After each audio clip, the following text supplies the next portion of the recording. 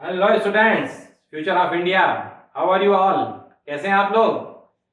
आज हम डिस्कस करने वाले हैं बेटा dimensions of physical quantities. Dimensions of physical quantities और इसके बाद dimensional analysis and it's applications. Okay, तो सबसे पहले हम बात करते हैं डायमेंशंस ऑफ फिजिकल क्वांटिटीज। तो डायमेंशंस होती क्या है? जो फिजिकल क्वांटिटी उनकी डायमेंशंस क्या होती है, राइट? तो देखिए, कोई भी फिजिकल क्वांटिटी है, किसी भी फिजिकल क्वांटिटी का जो नेचर है वो उसके डायमेंशन से डिस्क्राइब करते हैं। फिजिकल क्वांटिटी का जो नेचर है वो उसके डायमेंशन से डिस्क्राइब किया जाता है। और जितनी भी फिजिकल क्वांटिटी है उनको रिप्रेजेंट भी जो है डेराइव्ड यूनिट्स में करते हैं। कैसे? In terms of some combination of fundamental quantities or basic quantities. कौन सी? 7 बेसिक क्वांटिटीज हमने डिस्कस कर दी। There are 7 fundamental quantities. तो उनके कुछ कॉम्बिनेशन के टर्म्स में हम लोग रिप्रेजेंट करते हैं physical quantities, right? So the nature of physical quantity is described bye it's dimensions. समझ में आ गई कि उसका नेचर जो है वो उसके डायमेंशन से ही डिस्क्राइब होता है किसी फिजिकल क्वांटिटी का। And all the physical quantities are represented by derived units can be expressed in terms of some combination of the 7 fundamental quantities, right? And ये जो 7 fundamental quantities हैं, these are the 7 dimensions of the physical world.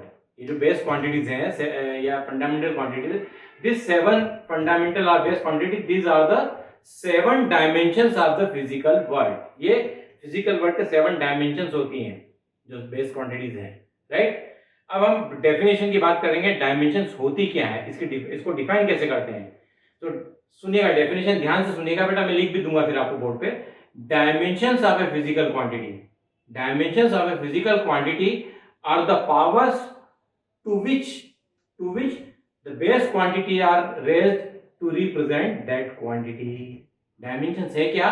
ये कुछ powers हैं। Dimensions of physical quantity are the powers to which base quantities are raised. जो base quantity या fundamental quantity है उनको raise करते हैं कुछ dimension to represent that quantity। किसी भी physical quantity को represent करने के लिए जो base quantity है या fundamental quantity है उनको जो power raise करते हैं वही उनकी dimensions कहलाती है, उसी को dimensions बोलते हैं, right? देखिए मैं लिख देता हूँ definition, सुनिएगा ध्यान से। मैंने वो तो दिया है, मैं लिख भी रहा हूँ फिर। Dimensions of a physical quantity are the powers to which base quantities are raised to represent that quantity। किसी भी फिजिकल क्वांटिटी को रिप्रेजेंट करने के लिए जो बेस क्वांटिटीज हैं उनको कुछ पावर रेस करते हैं, वही पावर जो है वो उसकी डायमेंशंस कहलाती है, उन्हीं को उसकी डायमेंशंस कहते हैं, राइट? किसी भी फिजिकल क्वांटिटी के लिए बहुत सारी फिजिकल क्वांटिटी हैं, क्योंकि बेस क्वांटिटीज हैं जो फंडामेंटल क्वांटिटी है वो 7 है नंबर में, और उसके अलावा जितनी भी क्वांटिटीज हैं फिजिक्स में वो सारी कैसी है? Derived quantity.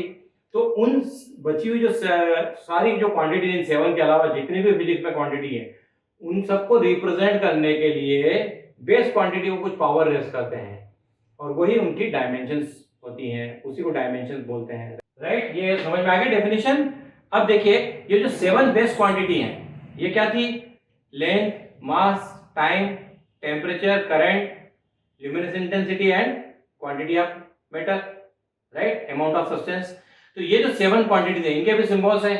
तो इन सभी 7 क्वांटिटीज को अगर डायमेंशन के फॉर्म में हम बात करेंगे यहाँ, so all this are represented in square bracket. ये जो स्क्वायर ब्रैकेट होता है ना उसके अंदर इन क्वांटिटीज को रिप्रेजेंट करते हैं। क्या तरीका है? ये स्क्वायर ब्रैकेट है, उसमें एल लिख दिया, में से लेंथ की बात कर ली मैंने। Length it is written in square bracket, तो ये लेंथ होगी। फिर mass, time, current, temperature,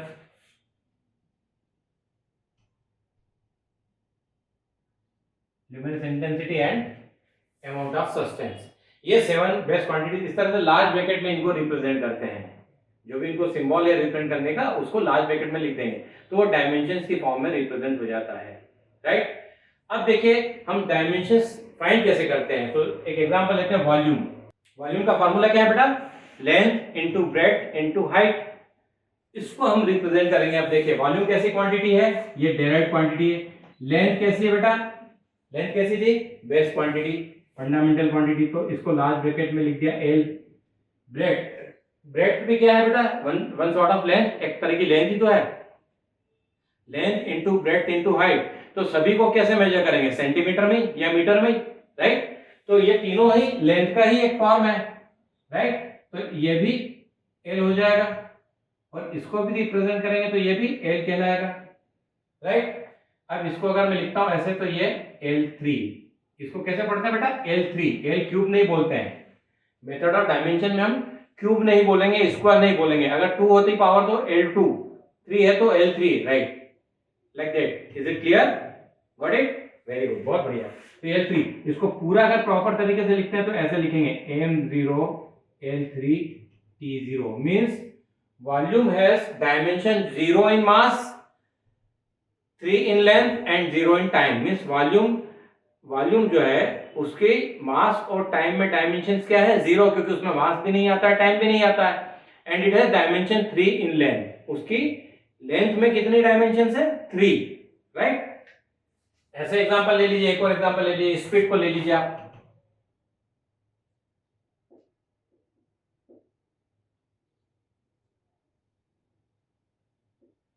speed is equal to distance upon time. अब स्पीड अगर मैं लिख रहा हूं, उसका फार्मूला निकालना, डायमेंशंस निकालनी है, डिस्टेंस क्या है, लेंथ, टाइम t, राइट। अब इसको मैं लिख दिया हूं, इसको ऐसे लिख देता हूं L t-1, फाइनली इसको m0 L t-1। तो फिर यहाँ पे क्या हो गया, ये स्पीड का डायमेंशन, स्पीड है, डायरेक्ट क्वांटिटी है, इसको रिप्रेजेंट कर दिया मैंने बेस क्वांटिटी MLOT की टर्म्स में। तो इसमें क्या हो गया, मास इज डायमेंशन 0, स्पीड है dimension 0 in mass, but it has dimension 1 in length and -1 in time, right.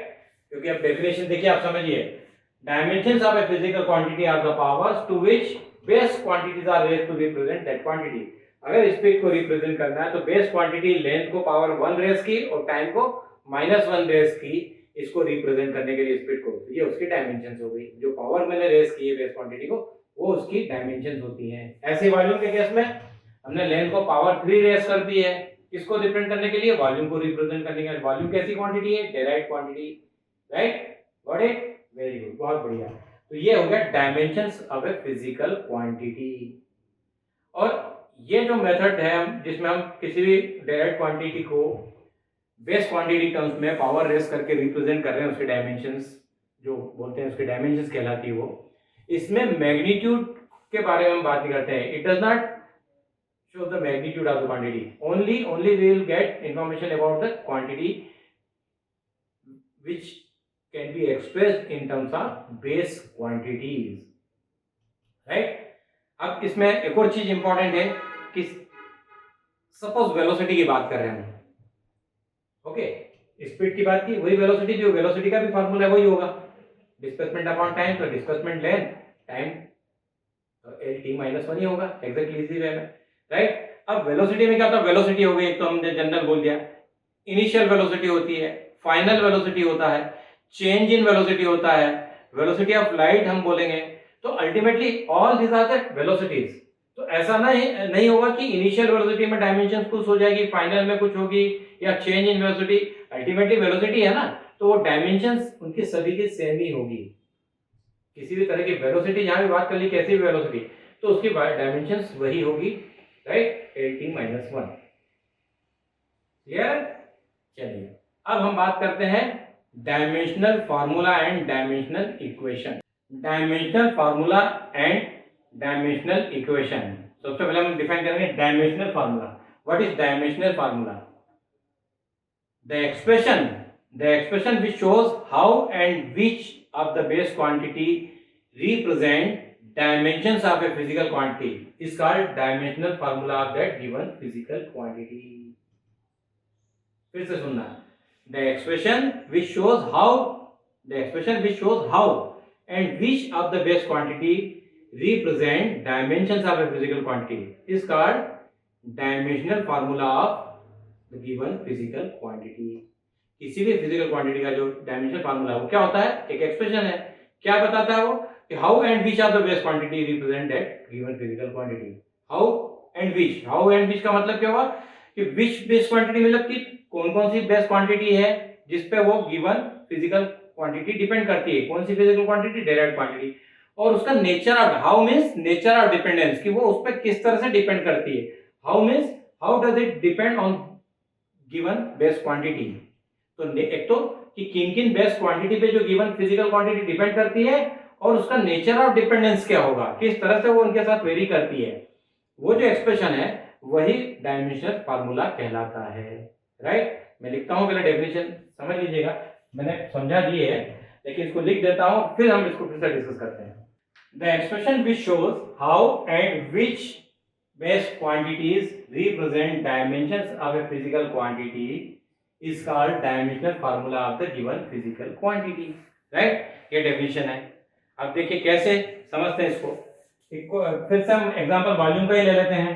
देखिए वॉल्यूम का हमने वापस से फार्मूला लिखा है ना, वॉल्यूम की डायमेंशन देखिए तो क्या था, volume is equal to m0 L3 T0।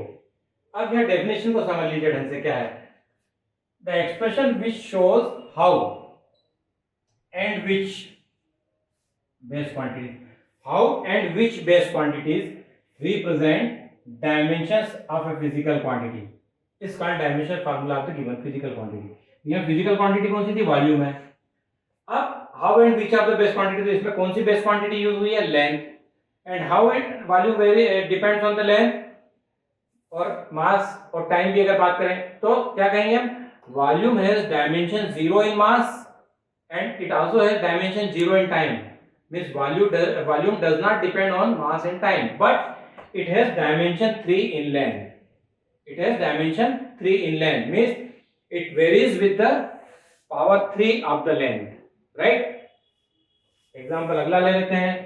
अगला एग्जांपल लेंगे, स्पीड का ले लो वापस से। अब देखिए यहाँ स्पीड को अगर आप देखते हैं तो क्या है, speed has dimension 0 in mass। Speed has dimension 0 in mass but it has dimension 1 in length and dimensions -1 in time। dimension 1 in length and dimension -1 in time। what does it mean कि speed जो है वो mass पे तो depend नहीं करती, it is independent to the mass. क्या कहा था, how and which base quantity, तो कौन सी बेस क्वांटिटी है, which base quantity, on which base quantity speed depends, speed depends on length and time, speed depends on length and time but it is independent to the mass. क्योंकि how and विच, तो पहले तो कि विच base quantity, तो मतलब कि किन किन पे वो डिपेंड करती है, कौन सी बेस क्वांटिटी यूज होगी स्पीड को रिप्रेजेंट करने के लिए। तो हमने बता दिया यहाँ पे कि स्पीड के लिए लेंथ और टाइम की रिक्वायरमेंट है, इसकी टर्म्स में ही उसको हम रिप्रेजेंट कर सकते हैं, एक्सप्रेस कर सकते हैं। राइट, मास इसमें नहीं होता है। अब उसका नेचर ऑफ डिपेंडेंस कि वो इन बेस क्वांटिटी पे कैसे डिपेंड करती है, how it depends on these two base quantity in terms of which it is expressed। तो देखिए कि speed has dimension 1 in length and it has dimension -1 in time। what does it mean, speed varies directly with the length and it varies inversely with the time। right, this is the nature of dependence कि speed time के साथ inversely very करती है और length के साथ directly very करती है। तो ये नेचर ऑफ डिपेंडेंस है कि डायरेक्टली डिपेंड किस पे करती है, लेंथ पे, और इनवर्सली डिपेंड किस पे करती है, टाइम पे। क्लियर है, समझ में आया बेटा, ये डायमेंशनल फार्मूला हो गया। कोई डाउट इसमें? आई डोंट थिंक सो कि कोई डाउट इसमें बचेगा आपको, क्योंकि मैंने पूरा प्रॉपर वे में हर चीज आपको क्लियर कर दी है। ये डेफिनेशन और उसको पूरा हमने पूरा शब्दों को तोड़ के हर शब्द का मीनिंग समझाया कि हाउ एंड विच मींस की कौन सी बेस क्वांटिटी जिस पे वो डिपेंड करती है, और हाउ मींस कैसे डिपेंड करती है, नेचर ऑफ डिपेंडेंस क्या उसका, वही जो फार्मूला होगा उसको हम बोलते हैं डायमेंशनल फार्मूला। मतलब किस बेस क्वांटिटी पे गिवन फिजिकल क्वांटिटी डिपेंड कर रही है और किस तरह से डिपेंड कर रही है, नेचर ऑफ डिपेंडेंस क्या है। तो वो जो एक्सप्रेशन मिलेगा हमें कि किन पे डिपेंड करती है और कैसे डिपेंड करती है, उसी एक्सप्रेशन को हम बोलते हैं डायमेंशनल फार्मूला। राइट, अब बात करेंगे हम डायमेंशनल इक्वेशन की। तो क्या होती है dimensional equation, an equation obtained by equating a physical quantity with its dimensional formula is called dimensional equation। कोई भी इक्वेशन कैसे ऑब्टेन करते हैं, किसी फिजिकल क्वांटिटी को अगर उसके डायमेंशनल फार्मूले के साथ इक्वेट कर देते हैं, कोई भी फिजिकल क्वांटिटी को उसके डायमेंशनल फार्मूले से जो इक्वेट करते हैं और जो इक्वेशन हमको मिलती है उसी को हम डायमेंशनल इक्वेशन बोलते हैं। कोई भी नई चीज नहीं है, कोई रॉकेट साइंस नहीं है। अभी मैंने लिख चुका हूँ डायमेंशनल इक्वेशन, डायमेंशन की डेफिनेशन में भी लिखी है और डायमेंशन फार्मूले में भी लिखी है, क्योंकि वॉल्यूम और उसका डायमेंशन फार्मूला लिखा मैंने, स्पीड और उसका डायमेंशन फार्मूला लिखा, ये तो डायमेंशनल इक्वेशन है, nothing else. Okay, so an equation obtained by equating a physical quantity with its dimensional formula is called dimensional equation. लिख देता हूँ definition. An equation obtained by equating a physical quantity with its dimensional formula is called dimensional equation. कैसे? Volume, अब मैं direct लिखूंगा बेटा। Volume क्या है? फिजिकल क्वांटिटी है and it is equated with its dimensional formula. Volume is a physical quantity, it is equated with its dimensional formula. What we obtained, that is dimensional equation. ये पूरी क्या हो गई? Dimensional equation, right? नई quantity लेते हैं एक और, फोर्स। फोर्स क्या होता है? मास इनटू एक्सेलरेशन, है ना? फार्मूला मालूम है ना आपको? अब इसको मैं अगर लिखता हूं तो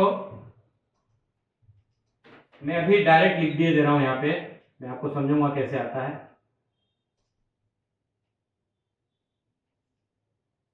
ये एक और डायमेंशनल इक्वेशन हो गई। फोर्स जो है फिजिकल क्वांटिटी है और उसको उसके डायमेंशनल फार्मूले से हमने इक्वेट कर दिया, what we got, that is dimensional equation, right? Got it? ये होता है डायमेंशनल फार्मूला और डायमेंशनल इक्वेशन। कैसे है, क्या आती है, क्या होता है, समझ में आ गया? तो बेटा हमने अभी डिस्कस कर लिया है dimensional formula and dimensional equation, right? Clear हो गया आपको, सब समझ में आ गया ना? अब हम बात करते हैं फोर टाइप्स ऑफ क्वांटिटी। अब जो क्वांटिटीज होती हैं वो फोर टाइप्स की होती हैं। क्या फोर टाइप की क्वांटिटी होती है, देखते हैं वन बाय वन, और फिर हम डायमेंशनल फार्मूले के बारे में भी बात करेंगे। अभी जो डायमेंशन हमने डिस्कस किया है और डायमेंशन फार्मूला, डायमेंशनल इक्वेशन, तो हम इसमें बात करेंगे फोर टाइप्स ऑफ क्वांटिटीज होती हैं। क्या क्या होती हैं? पहली होती है डायमेंशनल कांस्टेंट। पहली क्वांटिटी टाइप की जो क्वांटिटी में आते हैं dimensional constant, means the physical quantity we do not have any dimensions and their values are constant. These are known as dimensional constant, right? The quantity which has dimension as well as their values are constant, these are known as dimensional constant, right? क्या होते हैं? Example लेते हैं। Example में आ गया velocity of light in vacuum.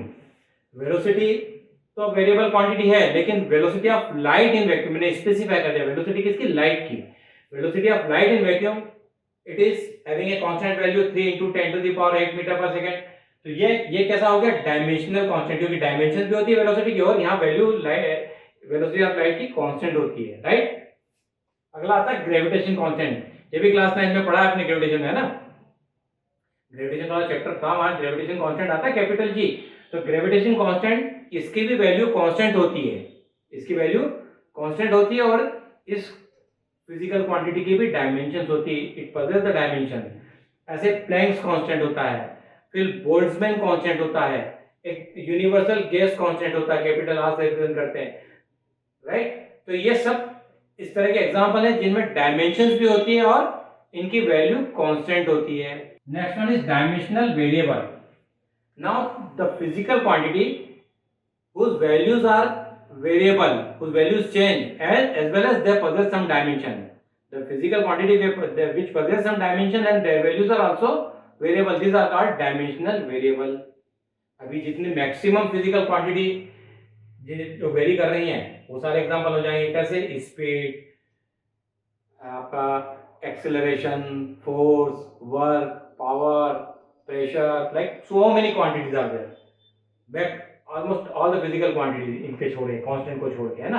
Dimensional constant को छोड़ दो, उसका जो वेरी करती है और डायमेंशंस है वो सारी फिजिकल क्वांटिटीज, राइट? कुछ एग्जांपल लिख लेते हैं। फिर आता है dimensionless constant. The quantity which do not possess any dimension, we do not have any dimensions and their values are also constant, these are known as dimensionless constant. all the pure numbers कह लो आपको,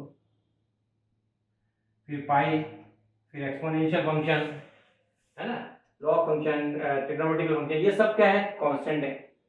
ये ई, पाई, numbers, ये सब क्या है? Constant है। Okay, और dimensions भी नहीं होते, इनके डायमेंशंस नहीं होते हैं, राइट। अगली क्वांटिटी आती है dimensionless variable. Dimensionless variable means the quantity we do not possess any dimensions as well as they are variable.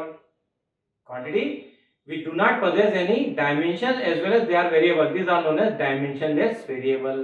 कि उनमें कोई डायमेंशन भी नहीं होता और वेरिएबल भी है। फिजिकल क्वांटिटी कैसे क्या क्या हो सकती है, एग्जांपल लेते हैं, एंगल, स्ट्रेन,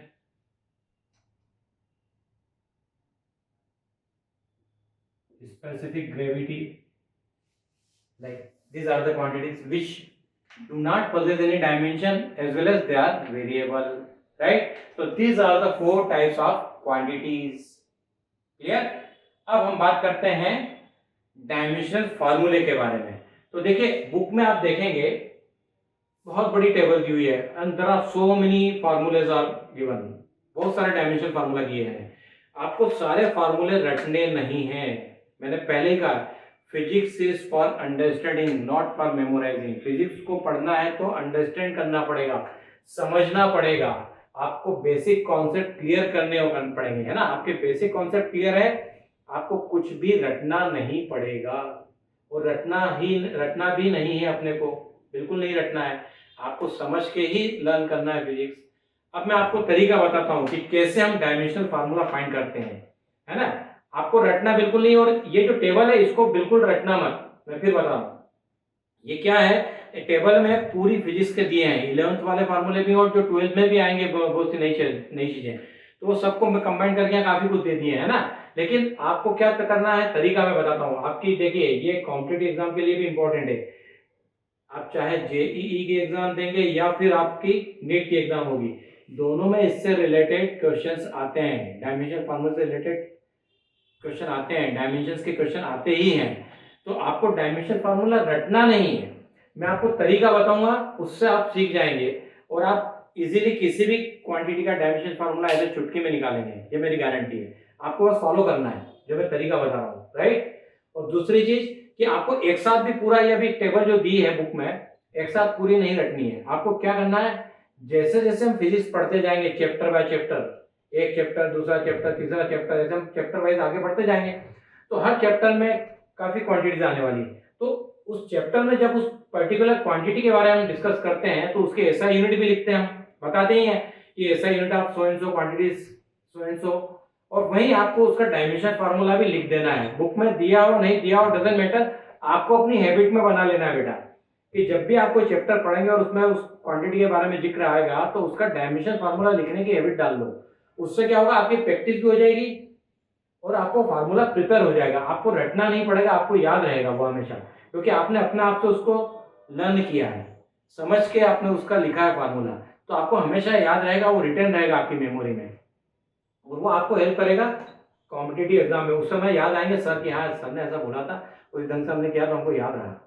ये याद करोगे, ये मेरी गारंटी बेटा, राइट। तो देखिए कैसे, सबसे पहले हम बात करते हैं स्पीड। ये तो बेसिक फार्मूला है, तो आपके लिए कंडीशन क्या है, या तो आपको उस फिजिकल क्वांटिटी का फार्मूला मालूम हो, either you should know the formula of that given physical quantity, या फिर उसकी यूनिट आपको मालूम हो, मेजरमेंट यूनिट। अगर आपको उसकी मेजरमेंट यूनिट याद है तो भी उसका डायमेंशन फार्मूला आप इजीली निकाल पाएंगे बिना कुछ मेहनत के। कैसे, देखिए बेसिक फार्मूले से तो आपने निकाल दिया, लेंथ अपॉन टाइम था, distance upon time means length L upon T, और एल टी माइनस 1 हो गया। और अगर आपको ये मेजरमेंट यूनिट याद है तो कुछ नहीं करना, एल मीटर किसकी यूनिट है, लेंथ की, एल सेकंड किसकी यूनिट है, टाइम की, और पावर कितनी, -1, तो एल टी माइनस 1 हो गया। आ गया स्पीड का फार्मूला डायरेक्ट, क्लियर। एक्सीलरेशन के लिए बात कर लो, change in velocity upon time, right. अब एक्सीलरेशन को आप लिखोगे तो चेंज इन वेलोसिटी क्या है, final velocity minus initial velocity, ultimately velocity. अगर आपने एक बार इधर लर्न कर लिया है स्पीड या वेलोसिटी, तो ये तो एल टी माइनस 1 हो ही गया आपका, और ये टी है, फाइनली क्या हो गया, एल टी माइनस 2। अभी मैं m0 नहीं लिख रहा हूँ, जनरली लिखना चाहिए, नहीं भी लिखोगे तो कोई फर्क नहीं पड़ता, लेकिन एक हैबिट में आना चाहिए, है ना, क्योंकि जब कोई 1 आएगी तो आप चूको नहीं उसको लिखने से, राइट। ये हो गया। अब ये तो आपका बेसिक फार्मूले से आ गया। अगर ऐसा यूनिट ऑफ एक्सेलरेशन आपको याद है, क्या है, मीटर पर सेकंड स्क्वायर। ये मीटर पर सेकंड स्क्वायर होती है, मीटर किसकी यूनिट है, लेंथ की, सेकंड टाइम की, एल टी माइनस 2।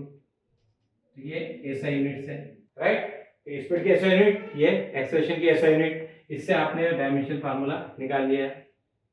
फोर्स की बात करते हैं। देखिए मास इनटू एक्सेलरेशन होता है।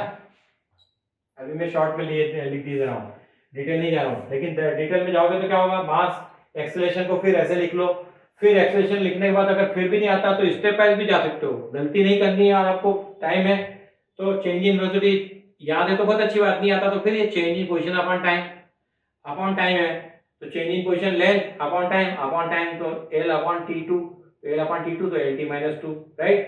तो वो यहाँ आ जाएगा, या उसको ऐसे लिखते चले जाओ, बढ़ाते यहाँ भी इस पे स्टेप वाइज बढ़ाते जाओ। और एक बार आपने लर्न कर लिया तो आपको डायरेक्ट आपको समझ में आ गया। तो यहाँ पे एम क्या है,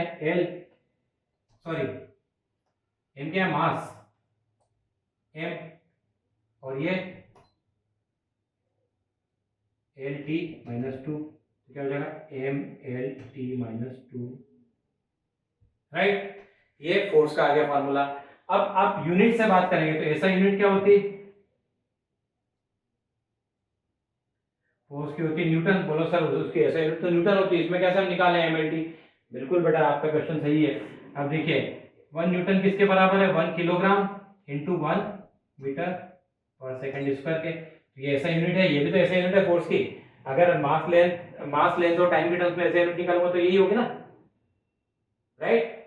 तो इसको इस वे में लिखाएंगे तो क्या हो जाएगा, ये क्या हो जाएगा एफ के लिए, इसको एम ये एल और ये टी माइनस 2, राइट। तो this is the way to find dimension formula of any physical quantity.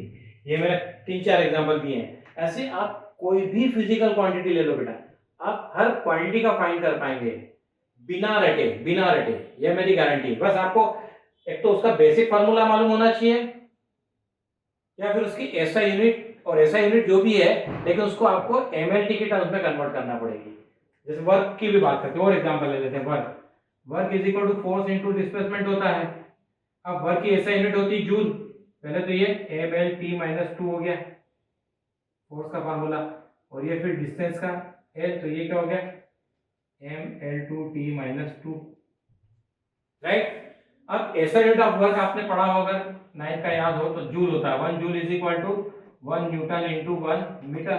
अब न्यूटन का फिर क्या होता है 1 किलोग्राम इंटू 1 मीटर पर सेकंड स्क्वायर इंटू मीटर, तो क्या हो गया 1 किलोग्राम मीटर स्क्वायर पर सेकंड स्क्वायर, राइट।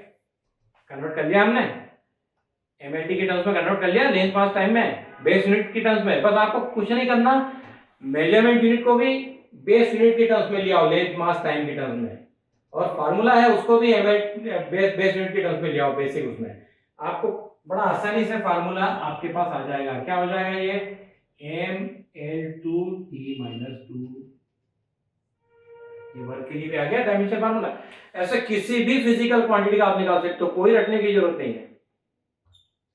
तरीका ये, मैंने भी कोई रट के नहीं आपको पढ़ा रहा हूँ, क्योंकि प्रैक्टिस में आ गया है, इतने साल से पढ़ा रहे हैं और वो चीजें हमको बेसिक हम पकड़ लेते हैं। बेस हम क्या बेस पकड़ के हम मेहनत तो करते हैं, ऐसा नहीं कि आए ऐसी चल रही है।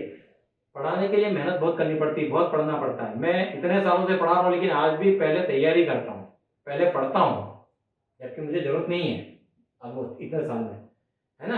लेकिन क्योंकि हैबिट में है, थोड़ा सा पढ़ने से क्या है कि कुछ न कुछ नया हर बार मिलता है। और मेरी आदत है बुक से पढ़ना पूरा, जनरली एक ट्रेंड बना हुआ नोट्स का। मैं तो नोट्स का भी सजेशन बहुत कम देता हूँ, बनाना चाहिए ठीक है, बच्चों को थोड़ा इजी हो जाता है, लेकिन मैं नोट्स के फेवर में कम होता हूँ, बुक से पढ़ने की आदत डालूँ। नोट्स में क्या होता है, आप शॉर्ट कर लेते हो, आप शॉर्ट में बनाओगे नोट, और उसको पढ़ के जब जाओगे उसमें से कुछ और भूल गए तो आपका आंसर और शॉर्ट हो गया। और बुक में से जब आप पढ़ोगे तो थोड़ा बहुत अगर आपका कहीं भूलने में आएगा, ह्यूमन नेचर है बेटा, तो थोड़ा बहुत कुछ स्किप भी हो गया तो रिक्वायर्ड चीजें तो आ जाती है ना। और बुक से पढ़ने से आसपास की चीजें भी पढ़ने में आती है। तो आजकल क्या है, एमसीक्यूज का भी नंबर ऑफ क्वेश्चन बढ़ गए हैं, एमसीक्यूज भी। तो बुक से पढ़ने में क्या होता है बेटा, आप जब थ्योरी को एक बार ढंग से पढ़ते हो तो आपको स्ट्राइक हो जाता है, अच्छा ये पढ़ा था। वो एमसीक्यूज के लिए आपके लिए बड़ी हेल्पफुल हो जाती है, क्योंकि आपकी एक बार थॉरो स्टडी हो जाती है। मैं गारंटी के साथ कहता हूँ एमसीक्यूज के आंसर आपके रॉन्ग नहीं होते हैं, अगर आपने प्रॉपरली पढ़ लिया है बुक को। तो मेरा तरीका ये होता है, ठीक है, जिसको जरा कन्वीनियंट लगे, उसमें मेरा कोई फोर्स नहीं होता किसी के लिए, है ना। लेकिन हाँ, आप जब भी नोट्स भी बनाते हैं, जो भी तरीका तो आपको समझ में आया ना किस तरह से करना है, तो आपको कुछ नहीं करना, बेसिक फार्मूला आना चाहिए और उसकी एसआई यूनिट, और उनको अगर कोई और टर्म्स में आती है जैसे न्यूटन है, जूल है, इस तरह से, तो उसको पहले आप बेस यूनिट की टर्म्स में कन्वर्ट कर लीजिए। जैसे पावर है तो वो भी वर्क अपॉन टाइम आएगा, तो वर्क अपॉन टाइम आएगा तो वर्क के लिए तो आप क्या लिख लोगे न्यूमरेटर में 1 किलोग्राम मीटर स्क्वायर पर सेकंड स्क्वायर अपॉन टाइम लिख दोगे, तो उसको वापस जब कन्वर्ट करने जाओगे तो 1 kilogram metre square second inverse 3, right. तो इस तरह से पावर की निकल आएगी। तो ये तरीका आपको बस एक बार समझ में आ जाएगा ना, तो बेटा मेरी गारंटी आपको रटना ही नहीं है, फिर आप अपने आप कर लोगे, और ये प्रैक्टिस से होगा, एक दिन का काम, ये प्रैक्टिस करते जाओ। और इसलिए कह रहा हूं कि एक साथ ये पूरी टेबल को नहीं पढ़ना है आपको, आपको क्या करना है, चैप्टर में जैसे जैसे क्वांटिटी आती जाएगी उस समय वहां पे पावर को डिफाइन किया, तुरंत वहां लिखो SI unit of power is what and this is equal to 1 kilogram metre square पर सेकंड क्यूब, और फिर उसका डायमेंशन फार्मूला पावर नीचे लिख दीजिए। तो आप ये ऐसा लिखोगे तो अपने आप आपको समझ में आ जाएगा, राइट। तो ऐसे जैसे जैसे चैप्टर में जो फिजिकल क्वांटिटी आती है वैसे वैसे उन फार्मूले को आप लर्न करते जाएं, आपका कॉन्फिडेंस भी बढ़ेगा, आपको रिटेन भी ज्यादा समय तक रहेगा, आपको रटना नहीं पड़ रहा है, और आप वहां समझ के और उस यूनिट के साथ कर रहे हैं, बहुत अच्छे से आपका प्रिपेयर हो जाएगा फार्मूला, राइट।